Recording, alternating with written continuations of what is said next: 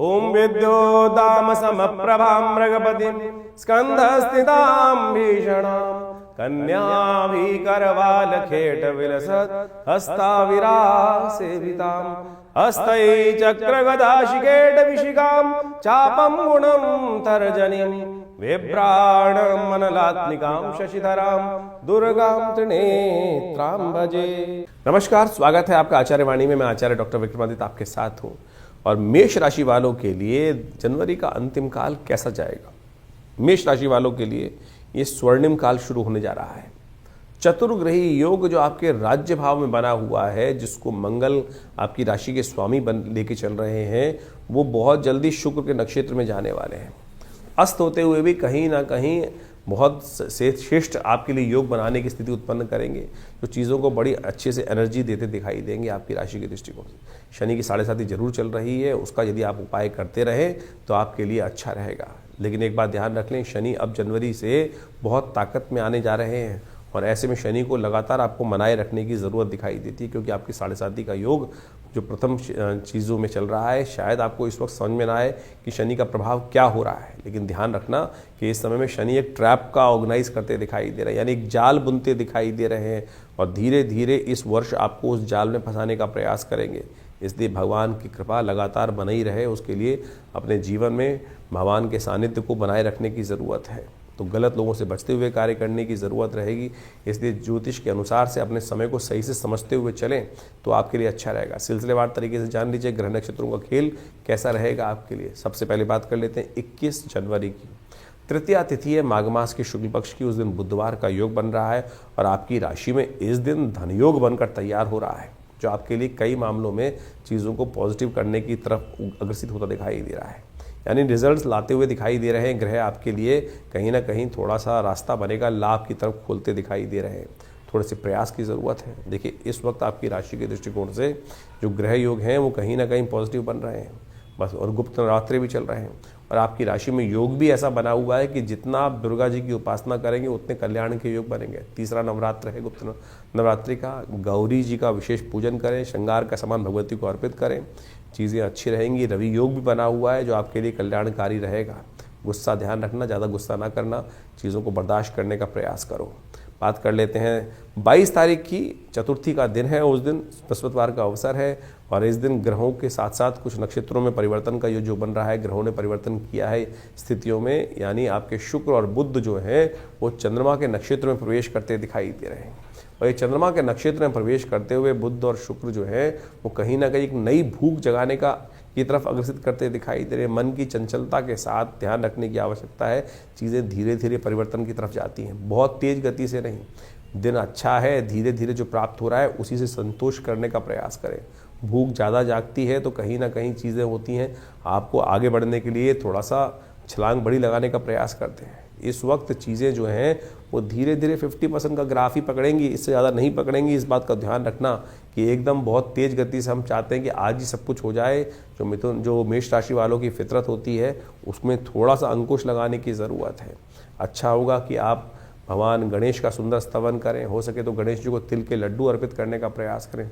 सुख चतुर्थी है, ऐसे में व्रत चतुर्थी के दिन, सुख चतुर्थी के दिन भगवान गणेश को तिल से बने हुए लड्डू अर्पित कर उनका तिल से पूजन करने से भगवान की कृपा प्राप्त होती है। 23 तारीख का दिन पंचमी तिथि विद्यमान है और ग्रह नक्षत्रों के दृष्टिकोण से ग्रहों का परिवर्तन का योग जो बन रहा है वो आपके लिए जान लेना चाहिए क्या कुछ करेगा।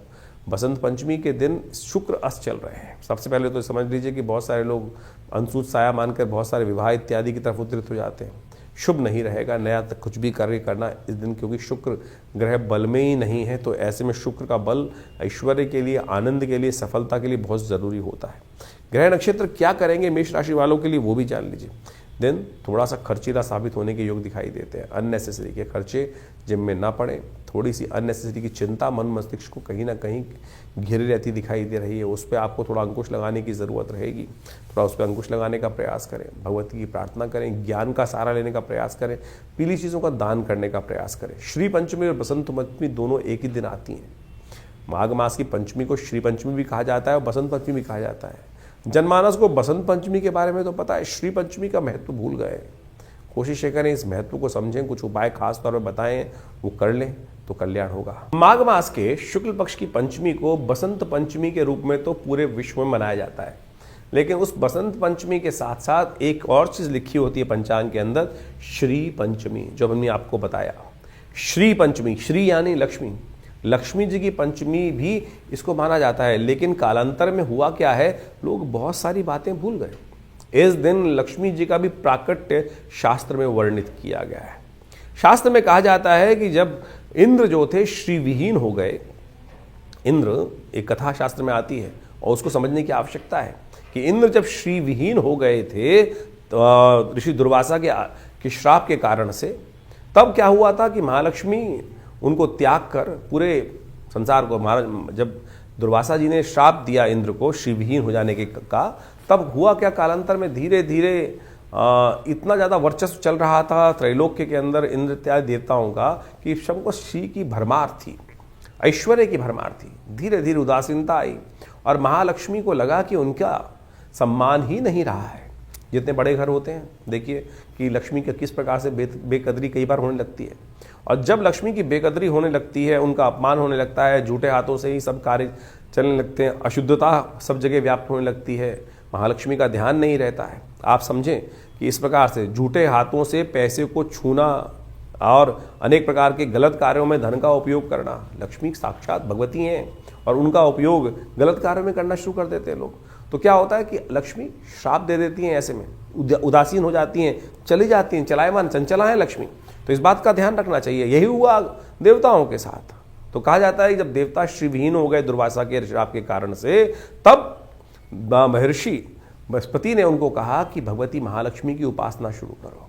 तब उन्होंने, कहा जाता है कि मार्गशीर्ष के विशेषतर महीने से माँ भगवती की, देवी भागवत के अंदर एक कथा ही है, देवी भागवत के अंदर कि मार्गशीर्ष के महीने की जो पंचमी थी, उस दिन से इंद्र ने भगवती की आराधना आरंभ करी और फिर योग ऐसा बना कि जो जिस प्रकार से श्री को प्राप्ति करने के लिए सागर मंथन हुआ।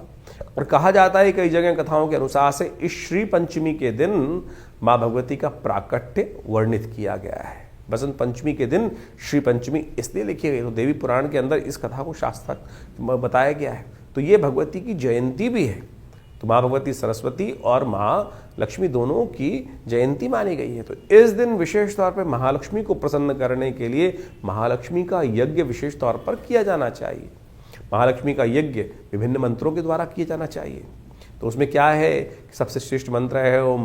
वैसे तो श्री सूक्त है, भगवती महालक्ष्मी का जो श्री सूक्त है, जिसको लक्ष्मी सूक्त के रूप में जाना जाता है, जो ऋग्वेद के अंदर आई 16 ऋचाएँ हैं, उनके द्वारा भगवती का स्तवन जो महर्षि भृगु के द्वारा बनाई गई हैं, तो वो बड़ी चमत्कारी है। तो ऐसे में उनका यदि उपयोग किया जाए तो कहा जाता है कि महाभगवती की कृपा अवश्य हो जाती है। और इस दिन तो उनके प्राकट्य के समय में अवश्य उनका ध्यान करना चाहिए। ओम भगवती का जो बीज है वो है ओम ह्रीं, ह के पैर में र, बड़ी की मात्रा, ओम ह्रीं महालक्ष्मी नमः, इस मंत्र का भी जप कर सकते हैं। या भगवती का अद्भुत मंत्र है जिनको कहा जाता है श्री सूक्त। ओम हिरण्यवर्णाम हरणीं सुवर्ण रजत्सृजां चंद्रां हिरण्मयीं लक्ष्मीं जातवेदो माव ताम आव जातवेदो लक्ष्मी मनमगामिनीं यस्यां हिरण्यं विन्देयं गामश्वं पुरुषानहं अश्वपूर्वम। तो इस प्रकार से 16 मंत्र भगवती के हैं। और यदि इस दिन बसंत पंचमी के दिन आप श्रद्धा के साथ घी के द्वारा, कमल के गट्टों के, कमल के जो बीज कमल गट्टे होते हैं उनके द्वारा, मखानों के द्वारा, या विशेष तौर पर आप माने चंदन की और बिल्व की औषधि के द्वारा, बिल्व के फल के जो विशेष तौर पर उसका अंदर का जो गिरी है उसको कूट कर उसके द्वारा उस जो पाउडर बन जाएगा, उसके द्वारा यदि माँ भगवती का यज्ञ किया जाए तो कहा जाता है महालक्ष्मी की प्रसन्नता का अद्भुत योग बनता है। तो ऐसे में इस शुभ दिवस पर आपको अवश्य महालक्ष्मी का स्तवन भी करना चाहिए। भगवती महासरस्वती जी का भी स्तवन इस दिन शास्त्र में कहा गया है। तो आप अवश्य माँ भगवती जो दुर्गा सप्तशती के 5वें अध्याय में भी, उन तीनों में कोई भेद नहीं है। महालक्ष्मी, महासरस्वती, महाकाली तीनों एक ही स्वरूप से है। ये तो आदि रूप में कई लोगों ने उनको अलग अलग स्वरूप में विभक्त कर दिया है, लेकिन है एक ही स्वरूप। माँ भगवती दुर्गा का ही इन तीनों में स्वरूप एक ही रूप से कहा गया है। तो जो भी मंत्र आप पढ़ते हैं, सर्वमंगल मांगल्ये शिवे सर्वार्थ साधिके शरण्ये त्र्यंबके गौरी नारायणी नमोस्तुते, और दुर्गा सप्तशती इसका प्रत्यक्ष उदाहरण है कि कैसे माँ भगवती का प्रादुर्भाव हुआ है, किनसे हुआ है, कैसे हुआ है। तो ये सारा का सारा वर्णन शास्त्र में बताया गया है। तो आप इस भेद में ना फंसे। तो शास्त्र में जो बताया गया है कि बसंत पंचमी और श्री पंचमी एक ही त्यौहार है, एक ही दिन किया जाता है, तो इसमें अज्ञानता से कई बार लोग तथाकथित तौर पर भेद उत्पन्न करने का प्रयास कर लेते हैं। तो इस शुभ योग में आप अवश्य जितना हो सके भगवती का सुंदर स्तवन करने का प्रयास करें, महालक्ष्मी का यज्ञ करने का प्रयास करें। ऐसे में विवेकानंद योगाश्रम में तो लगातार गुप्त नवरात्र के अवसर पर पूरा 9 दिन तक दुर्गा सप्तशती का यज्ञ चल ही रहा है।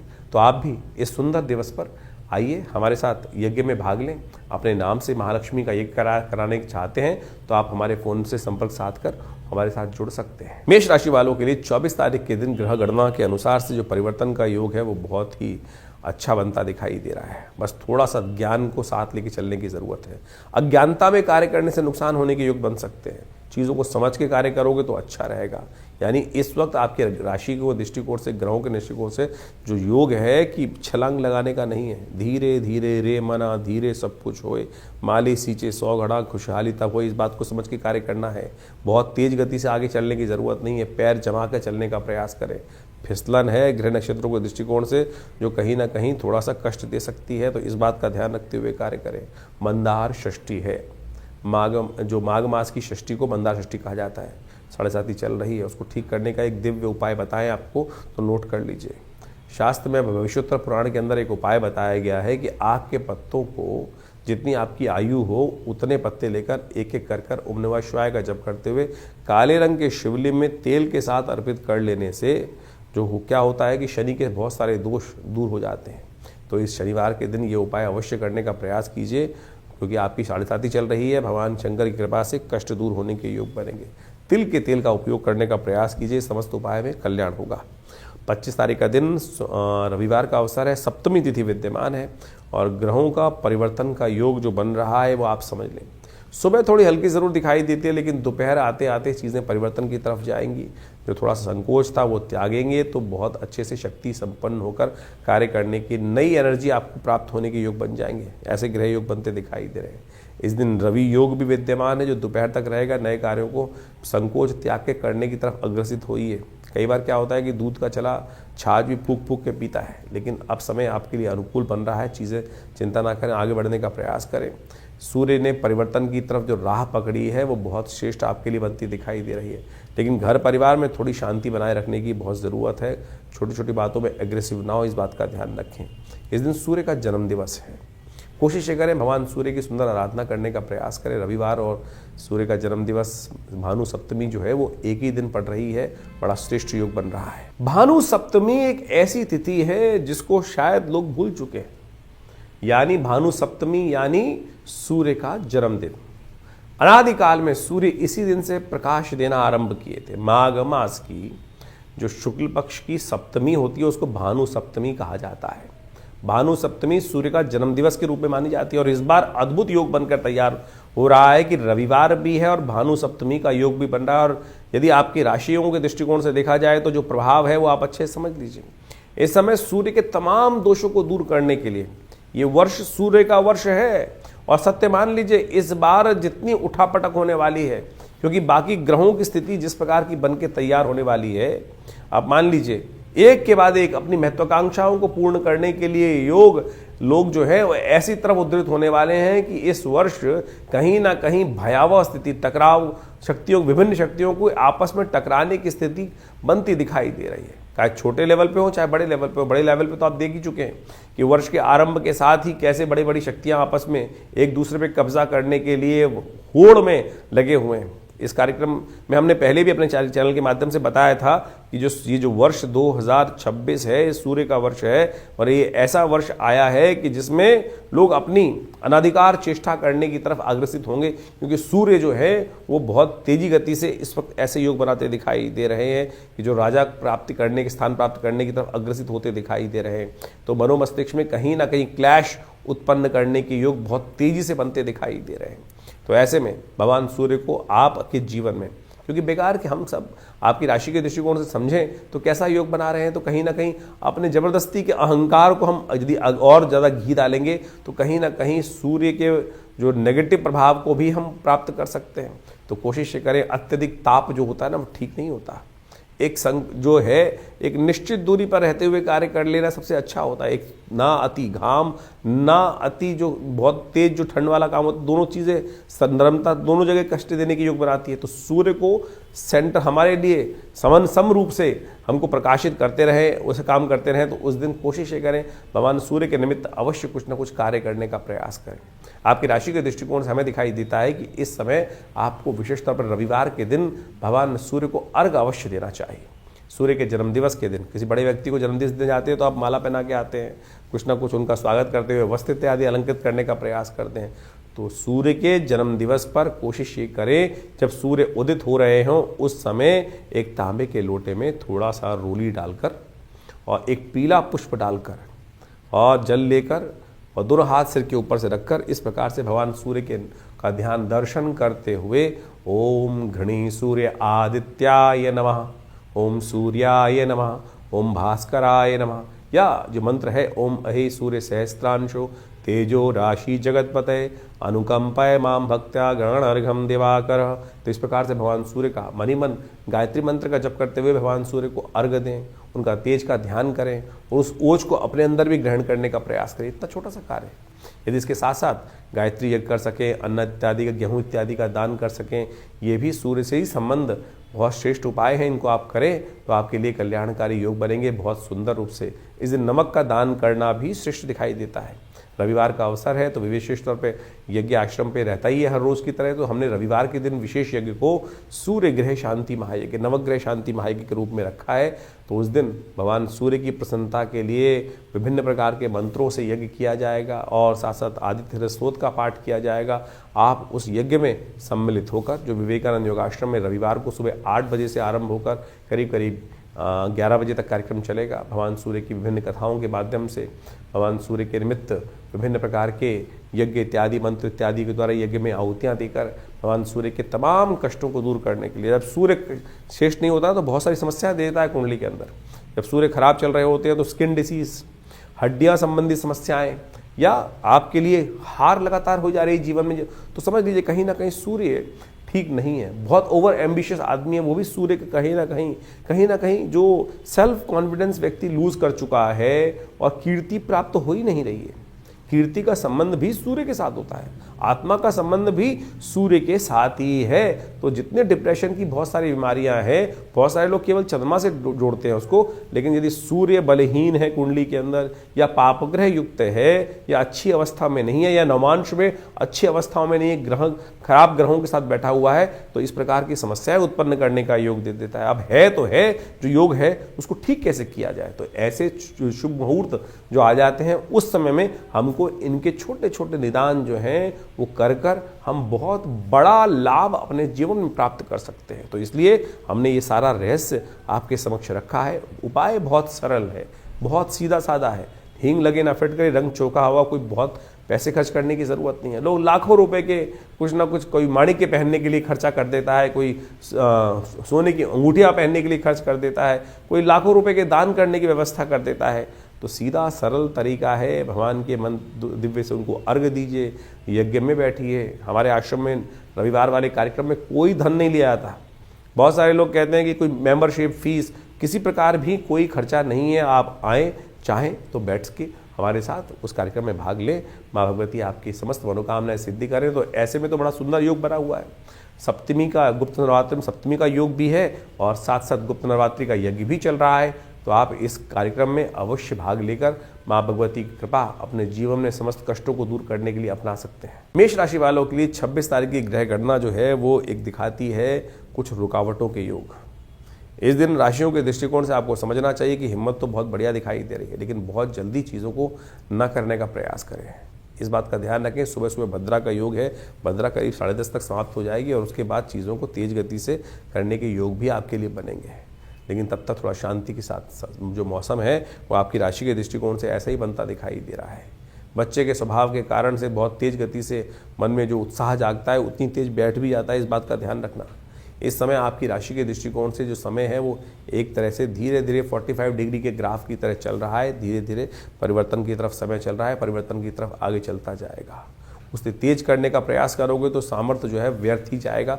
इस बात का ध्यान रखते हुए कार्य करना है। सोमवार का अवसर है, भगवान शिव का दुग्धाभिषेक करने का प्रयास कीजिए। भगवान शंकर को श्वेत वस्त्र अर्पित करें तो आपके लिए कल्याणकारी योग बनेंगे। 27 तारीख का दिन नौमी तिथि विद्यमान है। मंगलवार के साथ ये योग बहुत ही श्रेष्ठ योग बना है, क्योंकि इस दिन गुप्त नवरात्रि भी समाप्त हो रही है। इस दिन आपकी राशि के दृष्टिकोण से जो परिवर्तन का योग बन रहा है वो आपके लिए कहीं ना कहीं जो आप मेहनत करोगे शाम तक उसका लाभ भी आपको मिलने के योग बन सकते हैं। शाम को कोशिश ये कीजिएगा भगवान का आशीर्वाद लेने का प्रयास करें, सुंदर का कांड का पाठ करने का प्रयास करें, और जो भी पुण्य कार्य करें उसके बाद माता पिता बुजुर्गों का आशीर्वाद ज़रूर लीजिएगा, क्योंकि भगवान जो हैं वो हमारे बुजुर्गों के रूप में ही विद्यमान होते हैं। और आपकी राशि में इस वक्त योग ऐसा बना है कि जितना बड़े घर के बड़ों का आशीर्वाद लेकर कार्य करोगे, उनका आशीर्वाद लोगे, वो आने वाले 2-3 दिन में विशेष आपके लिए फलीभूत होने का योग बन सकता है। घर वाले आपसे रुष्ट होंगे तो कष्ट होने का योग भी दिखाई दे रहा है। इसलिए आशीर्वाद लेकर विनम्र होकर उनकी बात समझकर कार्य करना आपको चाहिए। इस बात का ध्यान रखते हुए कार्य करें। 27 तारीख के दिन एक खास योग बन रहा है, वो आपको अच्छे समझ लेना चाहिए। इस दिन गुप्त नवरात्र की 9वीं तिथि है और साथ साथ मंगलवार का योग भी बन रहा है। ये मंगल को जब भी कोई अनुष्ठान जब पूर्ण करने का योग बनता है तो कहा जाता है ऐसे में मनोकामनाओं को सिद्धि के लिए अद्भुत योग बनता दिखाई दे रहा है। 9वीं और मंगलवार का योग माँ भगवती को प्रसन्न करने के लिए बड़ा सुंदर ग्रह नक्षत्र चंद्रमा उच्च के होकर विराजमान है इस दिन। तो ये योग मनोकामना सिद्धि के लिए बड़ा अद्भुत शास्त्र के दृष्टिकोण से वर्णित किया गया है। हमने विवेकानंद योगाश्रम में जो 9 दिन से चल रहा गुप्त नवरात्रि का यज्ञ है, माँ भगवती का चंडी यज्ञ जो चल रहा है उसकी पूर्णाहुति की वेला रहेगी, और साथ साथ मंगलवार का सुंदर कांड का पाठ रखने का भी हमने सुंदर कार्यक्रम रखा है। तो आप इस सुंदर योग पर माँ भगवती की सुंदर स्तुति और साथ में हनुमान जी का मंगलवार का सुंदर योग जो बना है ना, उसका सानिध्य लेने का प्रयास कीजिए। माँ भगवती की कृपा से समस्त मनोरथ सिद्ध होने के अद्भुत योग आपकी राशि में बनते दिखाई दे रहे हैं। ध्यान रखिएगा, ये योग बहुत ही चमत्कारी है, बहुत ही मनोकामनाओं को सिद्ध पूर्ण करने वाला है। हमने 9 दिन तक जिस प्रकार से माँ भगवती की सुंदर आराधना करने का योग बनाया है, जो भगवती के विभिन्न यज्ञ 9 दिन तक सप्तशती के यज्ञ चले हैं, उसके साथ साथ अंतिम में भंडारा और साथ साथ माँ भगवती की सुंदर आरती और सुंदरकांड मंगलवार पढ़ने के कारण से जो हमारा रेगुलर सुंदरकांड चलता है शाम के समय, उसका एक भव्य कार्यक्रम विवेकानंद योगाश्रम में रखा गया है। आप सब सादर आमंत्रित हैं। इसी अवसर पर 9वीं के अवसर पर कहा जाता है कि जो भगवती का दर्शन 9वीं के दिन करते हैं, और ये दुर्गा सप्तशती के अंदर स्वयं जो 12वां अध्याय वहाँ वर्णित है, माँ भगवती दुर्गा उनकी मनोकामना सिद्ध कर देती हैं पूर्णता। और उसमें मंत्र आया है, सर्वा बाधा विनिर्मुक्तो धनधान्य सुतान्विता मनुष्यो मत प्रसादेन भविष्यति न संशय, कि ऐसे में कोई संशय नहीं है। तो आप सब सादर आमंत्रित हैं इस जो पूर्णाहुति का यज्ञ है इसमें भाग लेने के लिए। तो ये करीब करीब शाम के 5 बजे से कार्यक्रम आरंभ होकर जो करीब करीब रात्रि में 10 बजे तक चलेगा। आप सब सादर आमंत्रित हैं विवेकानंद योगाश्रम में इस नवरात्रि के साथ साथ सुंदरकांड के पाठ में। माँ भगवती आपकी मनोरथ सिद्ध अवश्य करेंगी। मेष राशि वालों के लिए 28 तारीख के दिन ग्रह गणना क्या कह रही है समझ लीजिए। 10वीं तिथि विद्यमान है और इस दिन ग्रह नक्षत्रों के दृष्टिकोण से चंद्रमा जो है वो उच्च के हो गए हैं, और आपकी राशि में चंद्रमा उच्च के होने का मतलब होता है सही चीज़ें सही समय पर आपके साथ घटित होने के योग बनेंगे। जो आपको केवल शांत भाव से बैठकर चीज़ों को स्थिरता से देखकर समझकर पदार्पण करने की ज़रूरत है। जो आप यदि समझ के कार्य करोगे, मन को शांत करके कार्य करोगे, तो विजय आपके लिए बहुत बढ़िया तरीके से प्राप्त करने के योग बनते दिखाई देंगे। इस दिन एक विशेष परिवर्तन का योग चल रहा है। मंगल अस्त अवस्था में है, उच्च के हैं, लेकिन जो है मंगल परिवर्तन की तरफ जा रहे हैं। चंद्रमा के नक्षत्र में मंगल प्रवेश करते दिखाई दे रहे हैं। चंद्रमा उच्च के होकर बैठे हुए हैं। तो ये जो परिवर्तन है आपके लिए बहुत पॉजिटिव दिखाई दे रहा है। हिम्मत अच्छी रहेगी। मंगल की पूर्ण दृष्टि आपके राशि पर पड़ रही है, वो आपके लिए बड़ा श्रेष्ठ योग बना रही है। सामर्थ्य बल बढ़ने के अच्छे योग बनते दिखाई दे रहे हैं। भगवान गणेश का सुंदर स्तवन करके उनका पूजन करें। स्वास्थ्य के मामले में थोड़ा ध्यान रखते हुए कार्य करने की ज़रूरत है। अननेसेसरी ब्लड प्रेशर बढ़ाने की ज़रूरत नहीं है। जब चीज़ें आशीर्वाद से बन रही हैं, सरलता से बन रही हैं, तो ज़बरदस्ती उसमें क्यों आग लगाने की ज़रूरत है। बनेगा, शांति से देखो तो सही, चीज़ें आपके पॉजिटिव होने की तरफ जाती दिखाई दे रही हैं। 29 तारीख का दिन बहुत ही विशेष है आपकी राशि के दृष्टिकोण से। कीर्ति योग, यश योग, लक्ष्मी योग आपकी राशि में बनकर तैयार हो रहा है। बृहस्पतिवार के दिन जिस प्रकार का योग एकादशी के साथ बनकर आया है, ये आपकी राशि में जो योग बना रहा है वो बहुत ही श्रेष्ठ है। ऐसे में जितने विनम्र उतना लाभ, जितने माँ या भगवान की इच्छा पे सब काम छोड़ के देखो तो सही। माँ भगवती का केवल मंत्र स्तवन करके सर्वमंगल मांगल्ये शिवे सर्वार्थ साधिके शरण्ये त्र्यंबके गौरी नारायणी नमोस्तुते मंत्र जप तो करो। भगवान विष्णु और भगवती महालक्ष्मी का दोनों का पूजन कर कर कोई भी कार्य कर लेना, सफलता उसमें अग्रसित होने की तरफ शुभ रूप से अच्छे बनने के योग बनते दिखाई देंगे आपको। इस दिन भगवान विष्णु का सुंदर स्तवन, उनका चरणामृत ग्रहण करना आपके लिए बड़ा कल्याणकारी योग बनकर तैयार कराएगा। 30 तारीख का दिन आपकी द्वादशी तिथि आपके लिए राशि के दृष्टिकोण से विद्यमान जो है वो ग्रहों योग के दृष्टिकोण से आपके लिए कीर्ति का योग बनाकर तैयार कर रही है। ऐसे में आपकी राशि के दृष्टिकोण से आप समझ लें ग्रहों का योग कैसा है। आपके लिए जो चीज़ें अनुकूल, लोगों के लिए अनुकूल नहीं है, आपके लिए अनुकूल है। आपकी राशि के दृष्टिकोण से ऐसा योग बन रहा है कि दूर दूर के कहीं मिलने वाले लोग कहीं ना कहीं उड़ते फुड़ते आपके साथ जुड़ते हुए दिखाई देंगे और जुड़ने को ललायित रहेंगे। बस आप थोड़ा शांत रह के काम करें, अपने गुस्से को थोड़ा कंट्रोल रखते हुए कार्य करने का प्रयास करें। तेल देखें, तेल की धार देखें, चीज़ें परिवर्तन की तरफ अग्रसित होती दिखाई दे रही है। शुक्रवार और त्रयोदशी का योग है, इस दिन प्रदोष का योग बन गया है। द्वादशी सुबह है, शाम तक त्रयोदशी आने के कारण से शुक्र प्रदोष का योग बना है, जो बहुत बढ़िया महालक्ष्मी का कृपा प्राप्त कराने के योग बना रहा है। ऐसे में सुगंधित तैल से भगवान का अभिषेक करने से कहा जाता है कि पूर्व समय में जो कहीं ना कहीं कुछ कष्ट भी हुए हैं, कुछ गलत कर्म हो गए हैं, उन सब को क्षय करके भगवान शंकर का आशीर्वाद मिल जाता है और फिर सुंदर रूप से लक्ष्मी का आशीर्वाद भी प्राप्त करने के योग बन जाते हैं। तो ऐसे में भगवान का ध्यान करिए, कल्याणकारी योग बनेंगे। शुक्र इस दिन उदय होने जा रहे हैं और ये शुक्र का उदय होना आपके पर्सनल रिलेशनशिप्स में एक नई जान लाने के योग बनाएगा। जो पर्सनल निजी संबंध हैं वो भी कहीं ना कहीं आपको आनंद देने की तरफ जाते दिखाई दे रहे हैं। जो मरे हुए संबंध हैं उनमें एक नई जान आते के योग फिर दोबारा से बनते दिखाई देंगे। ऐसा योग आपकी राशि में बन रहा है। नए कार्य करने के लिए शुक्र के उदय होने के साथ नई शक्ति प्राप्त होने के योग भी बनते दिखाई देंगे। 31 तारीख के दिन त्रयोदशी का योग बन रहा है और साथ साथ शनिवार का योग बन रहा है। इस दिन शुक्र महाराज मंगल के नक्षत्र में प्रवेश करने की तरफ जा रहे हैं। अब ग्रह धीरे धीरे पॉजिटिविटी को पूरी प्राप्त करते दिखाई दे रहे हैं। नई सामर्थ्य के साथ चीज़ों को करने का समय आ गया है, तो इसलिए आगे बढ़ते हुए पूरी तरह से चीज़ों को पकड़ने की ज़रूरत है।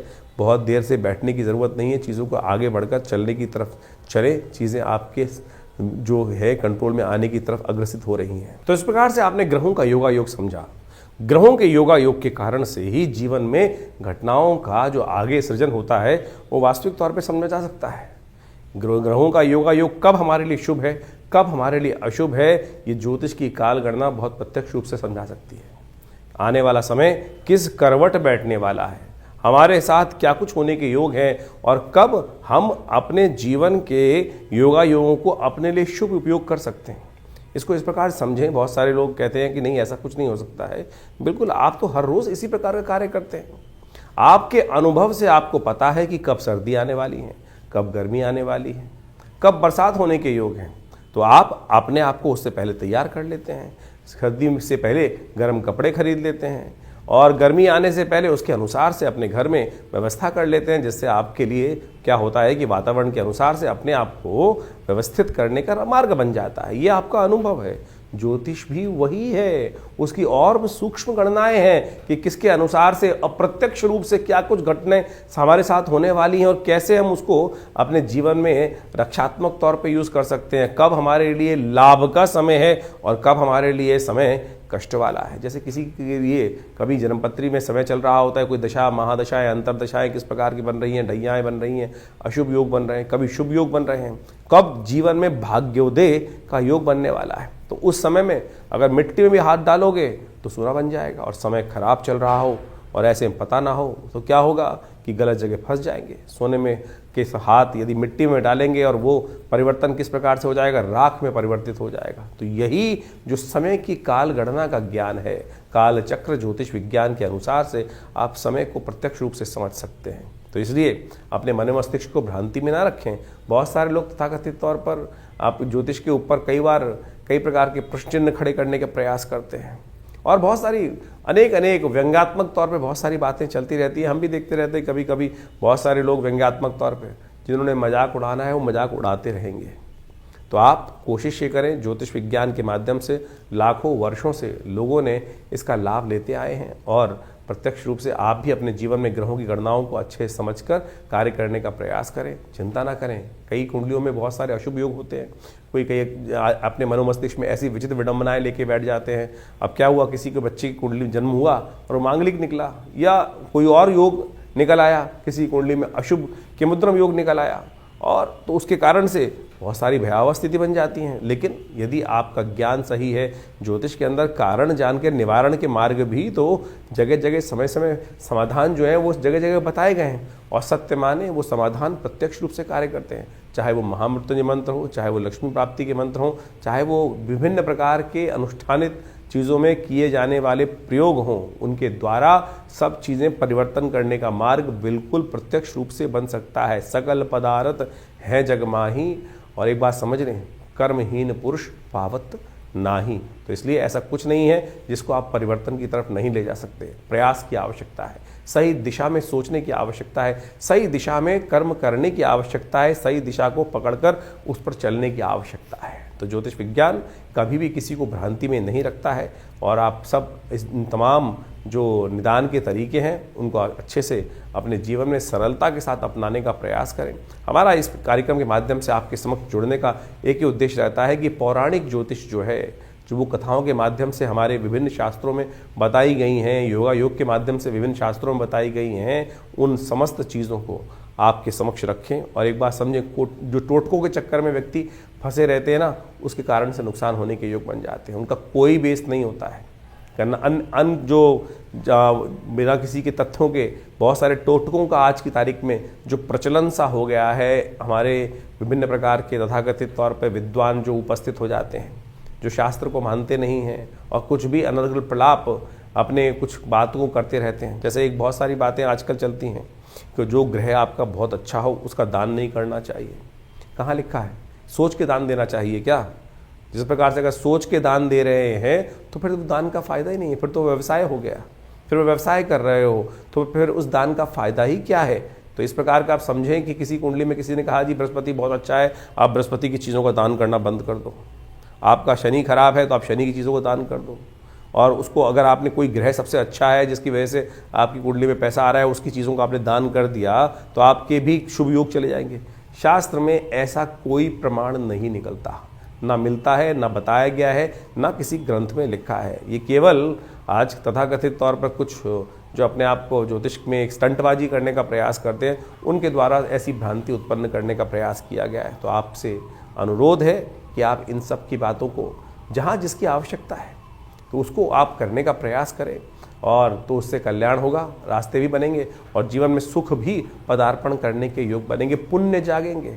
पुण्य को जगाने का हम प्रयास करें।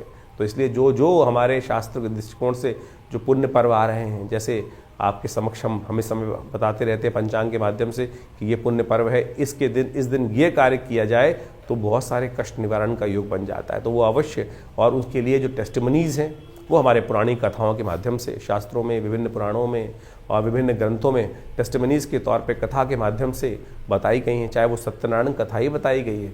बहुत सारे लोग तो सत्यनारायण कथा को बड़े व्यंग्यात्मक तौर पे करते हैं कि वैसा हो गया वैसा हो गया। अरे वो टेस्टिमनी है, घटी तो उसके लिए उसको लिखित किया गया। ऐसे जीवन में घटना घटी कि एक नाम के स्मरण मात्र से, तो उसको आप व्यंग्यात्मक तौर पे लें। जब आपके साथ घटेगी तब आप प्रत्यक्ष रूप से समझेंगे, तब जाकर आपको पता चलेगा। एक से एक असंभव से असंभव बात होने वाली प्रकृति में घटनाएं घटती हैं और उसको लिखित किया गया है, शास्त्र में बताया गया है। तो इसको आप व्यंग्यात्मक तौर पे जो लोग समझने का प्रयास नहीं करते हैं, व्यंग उड़ाने का प्रयास करते हैं, वो उनकी मूर्खता है। तो हमारा आपसे अनुरोध है कि आप जो भी प्रश्न जानना चाहें चिंता ना करें, चाहे आपके मन में कैसी भी शंका हो, हमारे इस जो सोशल मीडिया अकाउंट है हमारा, जो चैनल का है, उसमें आप जाके लिख सकते हैं। हम आपको उनके प्रश्नों का निदान भी कोशिश करेंगे, प्रयास करेंगे। लेकिन बहुत सारे प्रश्न आते हैं तो उनके लिए बहुत सारी दिक्कत हो जाती है। तो हमने रविवार का दिन विवेकानंद योगाश्रम में रखा हुआ है। उस दिन फ्री कंसल्टेशन है, ओपन सेशन है। रविवार को सुबह 8 बजे से यज्ञ शुरू होता है और उस वक्त वहाँ पर बहुत यज्ञ इत्यादि, बहुत रामचरितमानस का स्वाध्याय और फिर एक जन प्रश्न का भी कार्यक्रम रहता है। जो भी आपके प्रश्न हो आश्रम में आकर हमसे जान सकते हैं। दिल्ली में विवेकानंद योगाश्रम लक्ष्मी नगर में स्थित है और आप सबको हम सादर आमंत्रित करते हैं। माँ भगवती का दर्शन करें। दिव्य प्रतिमा माँ भगवती की विद्यमान है और जो मन में जीवन में आकांक्षाएं हों, कष्ट हों, उनको दूर करने के लिए आप माँ भगवती के सानिध्य में यज्ञ करें। अभी तो जैसे इंद्र नवरात्र का सुंदर पर्व चल रहा है, तो आप उन सब में आकर भगवती के सानिध्य में यज्ञ में बैठ सकते हैं, मनोकामना सिद्धि के लिए प्रयोग कर सकते हैं। हमने देखा है कि जो भी लोग उस यज्ञ में आके बैठते हैं, माँ भगवती की कृपा से उनके कष्ट अद्भुत प्रकार से दूर होते हैं।